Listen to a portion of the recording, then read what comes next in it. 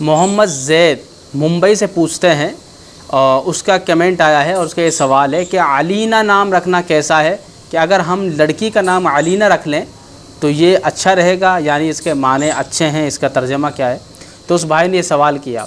دیکھیں علینا اس کے بارے میں نے کافی لغات دیکھی تھی اور ڈکشنری وغیرہ دیکھی تھی، اس کے اندر کوئی اس کا ترجمہ وغیرہ مجھے نہیں ملا، سمجھ رہے ہو؟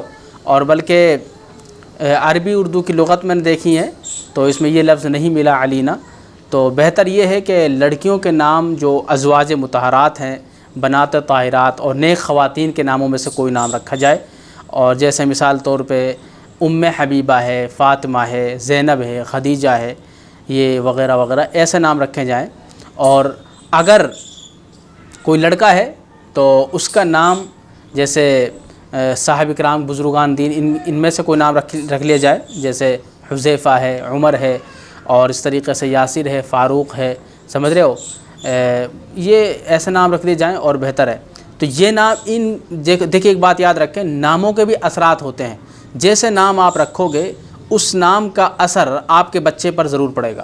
تو نام ایسا رکھیے جس کے معنی بھی اچھے ہوں اور جس کے معنی برے نہ ہوں۔ اس کا مطلب یہ ہے کہ ناموں کے معنی بھی برے ہوتے ہیں، تو لوگ اس وقت میں کیا کرتے ہیں، ایسا نام رکھتے ہیں کہ جو نام پورے پریوار میں ہی نہ ہو، مطلب چاہے اس کے معنی اچھے ہوں یا نہ ہو، اس کے اوپر دھیان نہیں دیتے، بلکہ یہ دھیان دیتے ہیں کہ نام نیا ہو چاہے کیسا بھی ہو۔